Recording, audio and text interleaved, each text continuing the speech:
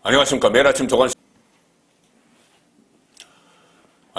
아침 조간신문의 주요 기사를 딱딱 풀어서 해석해드리는 조간 딱풀. 3월 대통령이 국정을 운영할 때 첫 국무총리는 한덕수 전 국무총리가 두 번째 총리를 맡는 것이 유력한 것 같습니다. 아니 거의 확정적인 것 같습니다.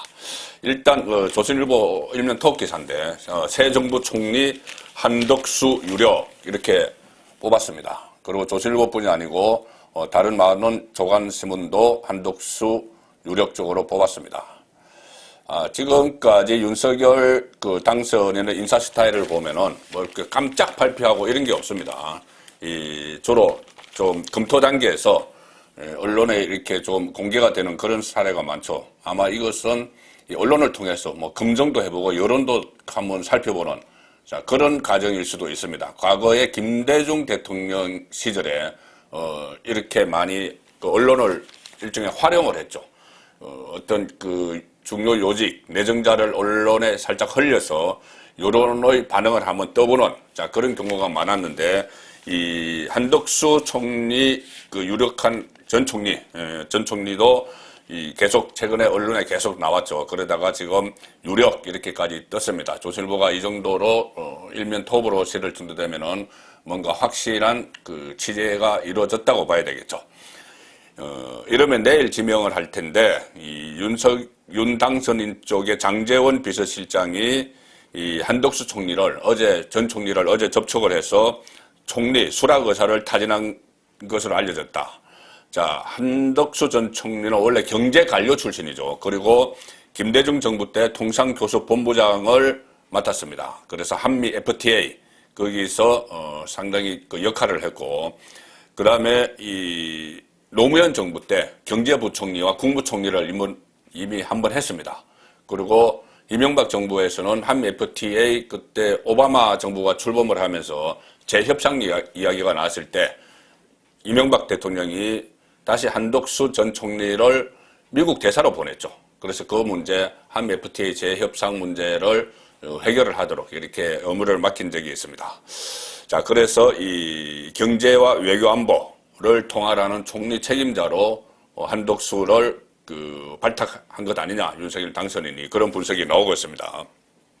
그런데 일단 경제, 외교안보 통할하는 총리 책임자 이런 것도 이유가 됐겠죠. 그런데 또 하나 현실적으로 국무총리의 한덕수 정도를 앉히지 않을 수 없었던 이유가 또 있습니다. 뭐냐면은 국회 인준 처리죠.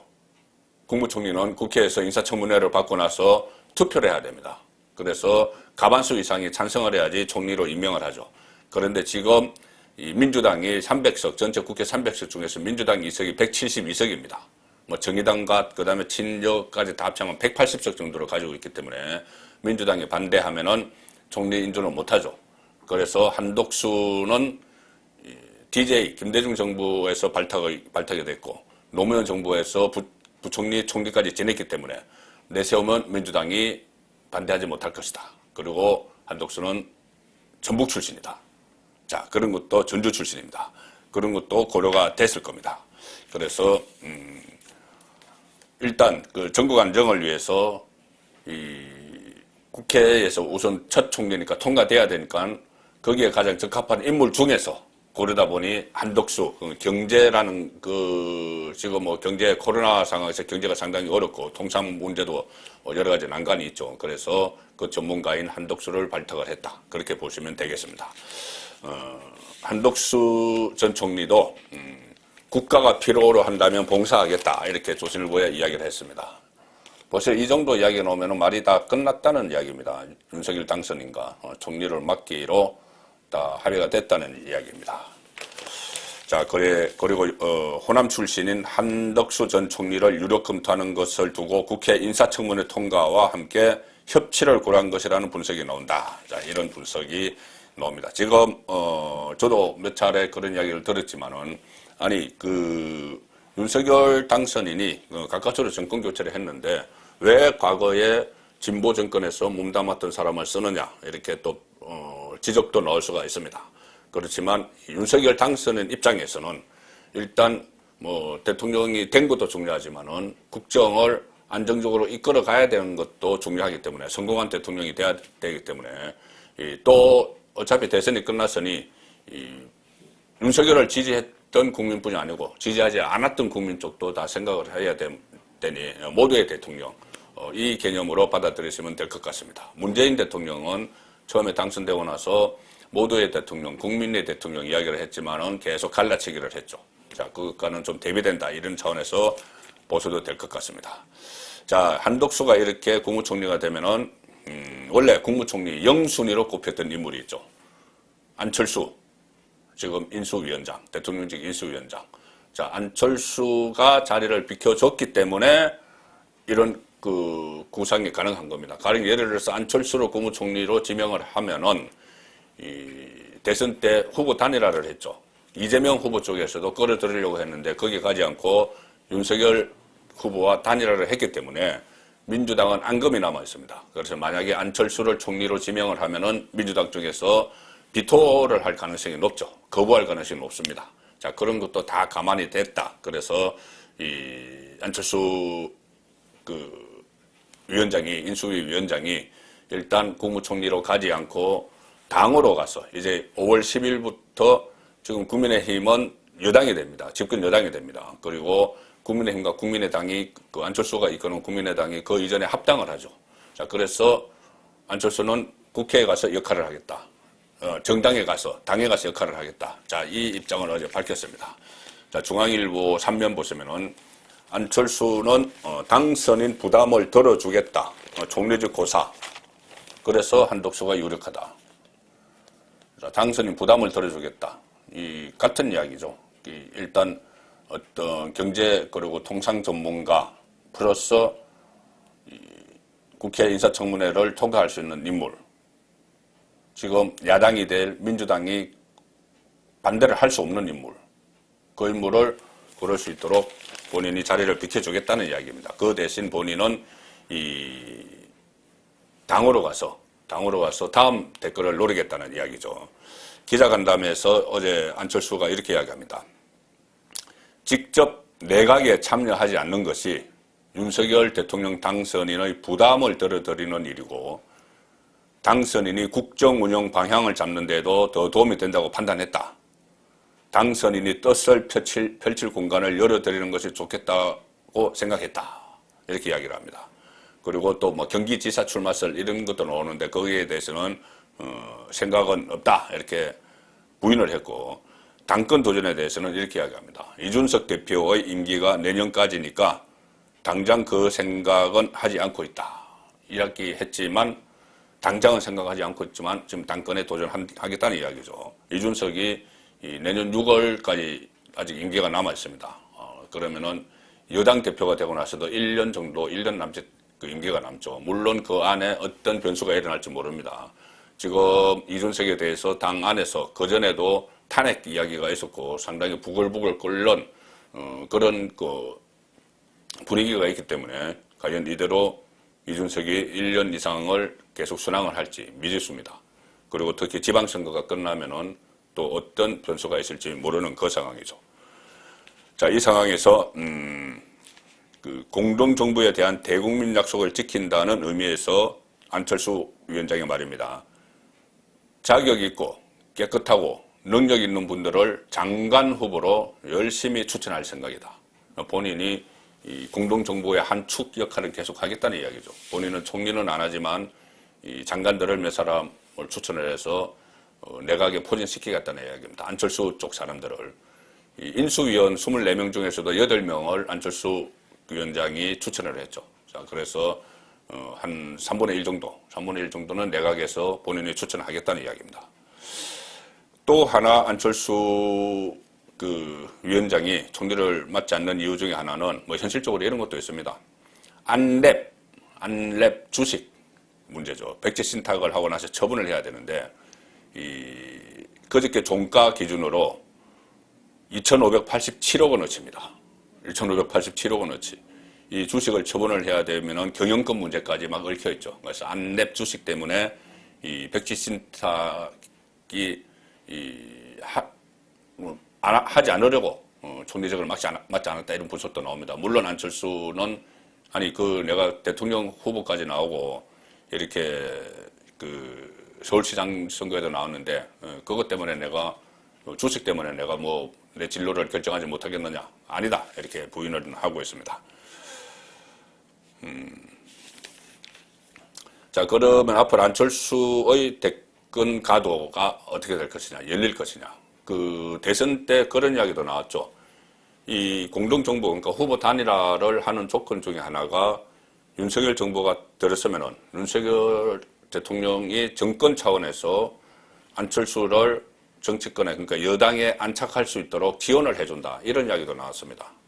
자, 그래서 차기 후계자로, 윤석열의 후계자로 만들어주겠다는 말도 오갔다. 이런 이야기가 있었죠. 자, 그래서 지금 당으로 들어가는데, 서울신문 보시면은 당권 도전 명분 챙긴 안철수, YS처럼, 김영삼처럼 2인자를 건너뛰고 5년 후 대권에 무게가 실렸다. 자, YS를 벤치마킹 한다는 이야기입니다. 일단 두 사람은 같은 부산 출신이죠. 이게 무슨 분석 기사냐 하면은, 자, YS 모델이 하나 있고 JP 모델이 하나 있습니다. 김종필 전 총리는 1997년 대선에서 김대중 후보와 DJP 연합을 했죠. DJP 연합을 해서 지금처럼 공동정부 구성을 하기로 해서 김대중 대통령 되고 김종필은 국무총리를 맡았습니다. 그러니까 2인자로 갔죠. 그런데 그 앞서서 1991년에 3당 통합이 있었습니다. 그때 민정당의 노태우, 민주당의 김영삼, 공화당의 김종필 이렇게 3당 통합을 했는데 YS는 3당 통합하고 나서 2인자 국무총리 자리에 가지 않았습니다. 오히려 소수파인 민주계를 이끌고 민정당과 합당을 해서 민자당을 만들었죠. 민주당의 김영삼, 공화당의 김종필 이렇게 3당 통합을 했는데 YS는 3당 통합하고 나서 2인자 국무총리 자리에 가지 않았습니다. 오히려 소수파인 민주계를 이끌고 민정당과 합당을 해서 민자당을 만들었죠. 그 안에서 본인의 표현으로 그때 호랑이 굴로 들어간다는 표현을 쓰는데 가서 다수파인 민정계를 와해시키면서 거의 당을 장악을 했습니다. 그 다음에 1992년 대통령 선거에 나와서 당선이 됐죠. 자, 그래서 JP는 2인자 자리로 갔고 그 다음에 대권에 실패했지만 YS는 2인자 자리, 총리 자리로 가지 않고 대권을 창출을 했다.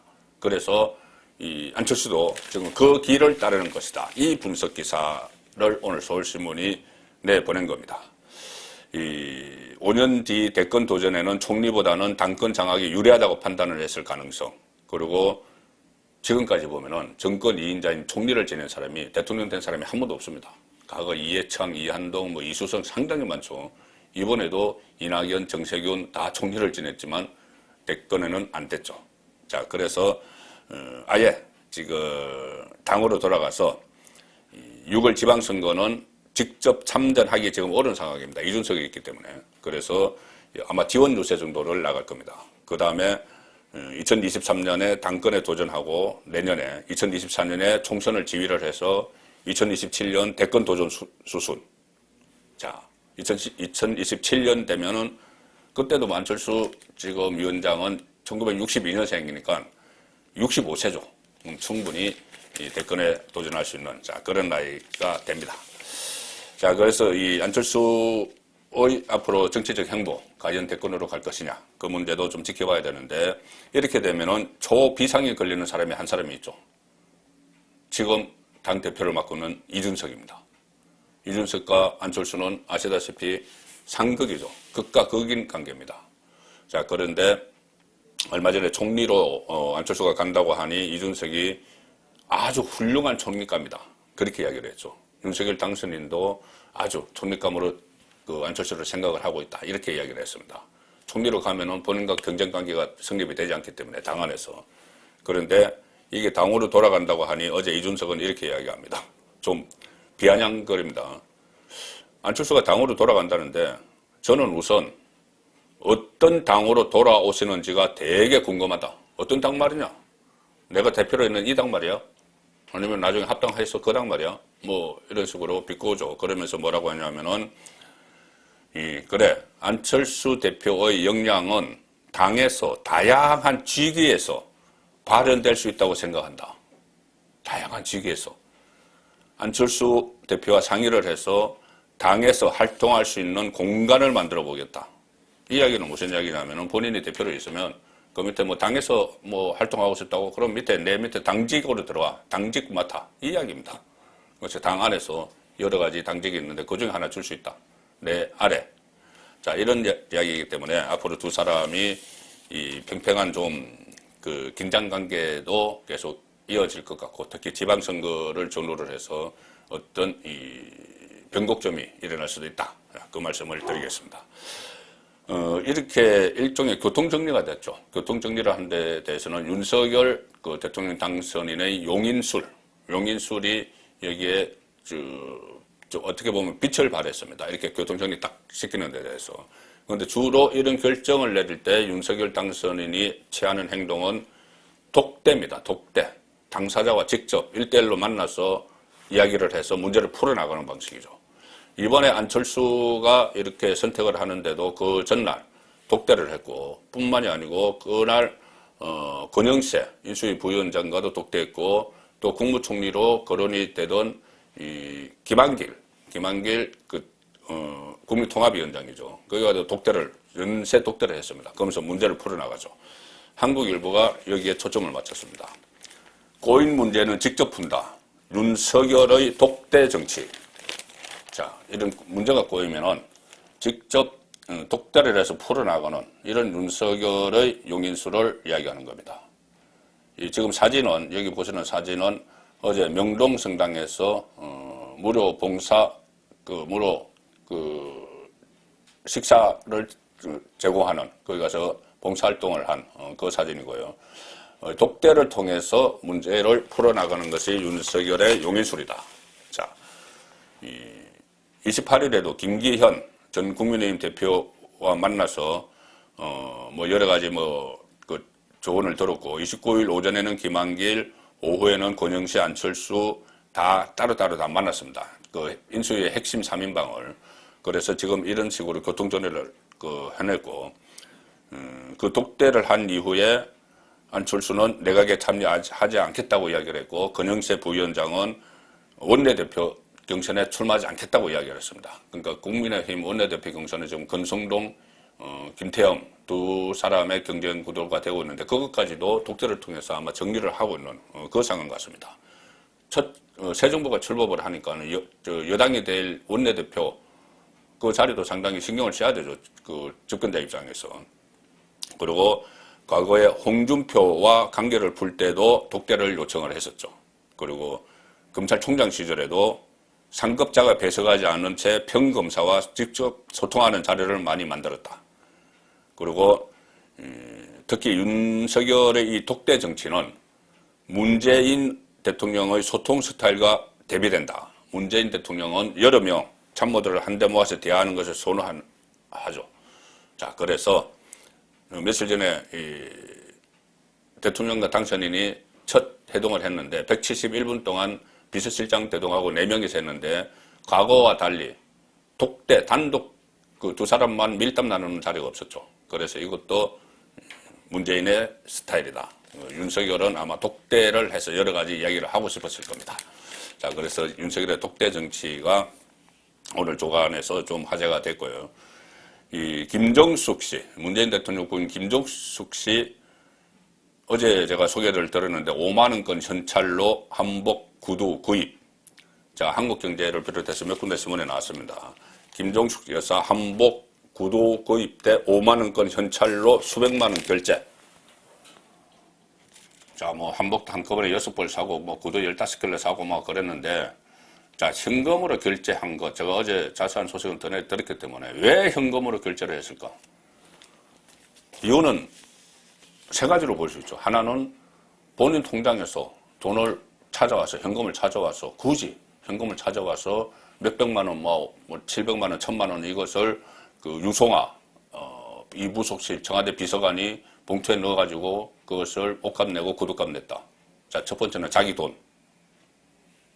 그런데 왜 자기 돈을 굳이 뭐 그 카드로 하면 될 텐데 왜 현금으로 다 찾아왔을까? 그거 좀 이해가 뭐 납득이 안 되는 부분이죠. 청와대에서는 뭐 현금으로 썼어도 그거는 사비로 썼다. 계속 이렇게만 이야기하는데, 왜 그렇게 돈 뭉치를 이렇게 가져와서 현금으로 샀는지 납득이 안 되는 부분이고, 또 하나 가능성 있는 것은 외부에서 어떤 뭐, 스폰을 받았다. 협찬을 받았다. 이것도 가능합니다. 현금으로.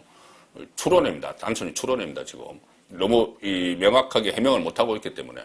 그럼 또 하나는 특활비죠. 특수활동비. 특수활동비는 어떤 법인카드 이 개념과 다릅니다. 법인카드 그때 이재명 부인 김혜경 씨가 막 썼던 법인카드 썼던 거는 업무 추진비입니다. 업무 추진비 성격으로 법인카드에서 카드로 결제를 하죠. 그런데 이 특수활동비는 현금으로 다 지급이 됩니다. 현금으로 지급이 돼서 영수증 첨부도 안 하죠. 그러니까 현금 영수증을 발행 안 해도 그만입니다.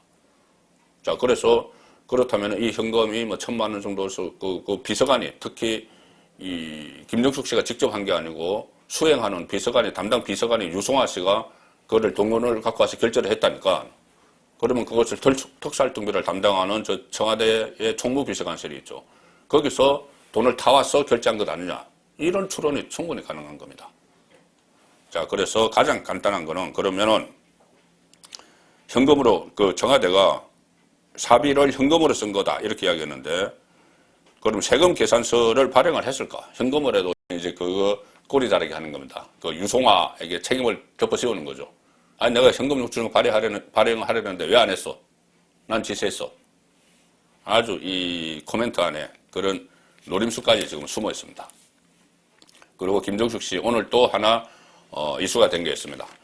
이 중앙일보 오면 보시면은 김정숙 여사 4인간 채무, 개인끼리의 채무 11억 원을 빌렸다가 갚았다. 청와대는 사저 건축비가 모자라서 개인적으로 돈을 빌렸다가 갚은 거다.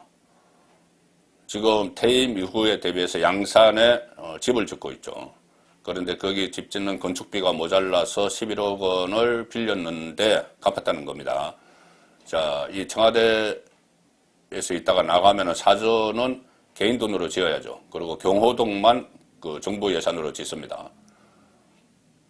그런데 어제 이 고위공직자 재산 공개가 있었죠. 이 재산 공개를 살펴보면은 김정숙 씨가 11억 원을 빌렸다가 갚는데 이렇게 되어 있습니다. 이 문재인 대통령이 퇴임 후 거주할 경남 양산시 하북면 평산마을 사저 건축비를 마련하기 위해서 부인 김정숙 여사가 누군가에게서 11억 원을 빌렸던 것으로 나타났다. 누군가에게서 4인간 채무 11억 원 이렇게 신고를 했다는 거죠. 그 다음에 이제 갚았다고 이야기를 합니다. 청와대는 이렇게 이야기합니다. 핵심 관계자가 평산마을 사저 건설에 필요한 그 돈을 마련하기 위한 대출금이다. 금융기관 대출 한도가 3억 원뿐이 안 돼서 나머지 11억 원을 문재인이 3억 8천 뭐 이렇게 하고 문재인은 농협 대출금으로 3억 8천을 빌렸고 김정숙은 4인간 11억 원을 4인간 채무로 충당했다. 4인간 개인적으로 돈 빌렸다는 거죠. 11억 원을 그냥 빌렸다는 거죠. 자, 그러면 이 빌려준 인물이 누구냐? 만약에 빌려준 인물이 어떤 사업을 하는 사람이라든가 아니면은 이 공직자라든가 이 청와대의 입김 영향력 안에 있는 사람이면은 이해관계가 발생을 하죠. 이해관계가 발생을 합니다. 그러면 이것은 거의 범죄가 됩니다. 이해충돌. 뭐 김영란법 뭐 따져봐도 그럴 것이고 많은 부분에 걸릴 건데, 자, 근데 이 청와대는 11억 원을 빌려준 인물에 대해서 이해관계가 없는 분이다 이렇게만 이야기했습니다. 이해관계가 없는 분이다. 과연 청와대와 이해관계가 없을 사람이 얼마나 있을까요? 11억 원이나 빌려줄 정도 되는 사람이 되면은. 그래서 아무 문제가 없다 이렇게 이야기를 하는데, 자, 한겨레 신문은 친정권 성향 신문이죠. 한겨레 신문이 이것을 살짝 짚습니다. 사회면 저 아래 기사에 살짝 올렸는데 안 실을 수가 없으니까. 김정숙 여사 명의 11억 채무 왜? 자, 이렇게 해서 한겨레 신문입니다. 한겨레 신문이 11억 채무 왜 해서 의문을 제기를 합니다. 다른 신문도 아니고 한겨레 신문이죠. 이 앞에는 청와대는 문재인 부부가 취임 전 살던 양산 매곡동 집을 처분해서 이 채무를 갚았다고 설명을 했지만 돈을 빌려준 사람이 누구인지는 밝히지 않았다. 퇴임 뒤 대통령 경호시설은 국가 예산이 투입되지만 사전은 대통령 본인이 충당을 해야 되는 거죠. 그리고 청와대 관계자는 이렇게 이야기합니다. 이자 비용도 당연히 지급을 했다고 했지만 구체적인 이자율, 이자 지급 내용을 공개하지 않았습니다. 11억 원을 빌려준 사람에 대해서도 그냥 이해관계가 없는 분 이렇게만 이야기를 했습니다. 자, 그래서 이 다음부터는 한겨레의 이야기입니다. 국정의 최고 책임자인 대통령 부부가 사인간 거래를 공개하지 않은 탓에 대가성이나 이해충돌 관련 의혹이 제기될 수 있다는 비판이 나온다. 한겨레가 그렇게 지적을 하고 참여연대 행정감시센터 간사 최재혁, 참여연대는 진보 성향의 시민사회단체죠. 거기서 최재혁 간사는 이렇게 이야기합니다. 공직자가 재산 형성 과정에서 빌린 채무의 이자는 대가성 여부와 관련이 있다. 무조건 대가성 여부와 관련이 있다는 거죠. 누구한테 빌려서 어떻게 갚았는지를 공직자윤리위원회 심사 과정에서 따져봐야 한다. 사인 간 거래라는 이유로 구체적인 내역을 밝히지 않고 넘어가는 문제는 이해 충돌을 해소하기 위해 제도적으로 보완할 필요가 있다. 자, 사인 간 거래라도 분명히 이 이자를 줬는지, 어떻게 줬는지, 그리고 그 돈을 빌려준 사람이 혹시 나중에라도 어떤 대가를 원할 수가 있는지, 그리고 이미 대가가 지불이 다 됐는지, 자, 그런 문제까지 다 따져봐야 된다는 이야기죠. 자, 그래서 문재인 대통령 임기가 지금 마지막으로 넘어가면서 특히 이 김정숙 리스크가 점점 더 확대되는 그런 양상을 보이고 있습니다. 3월 31일 보내드린 조간 딱풀이었습니다.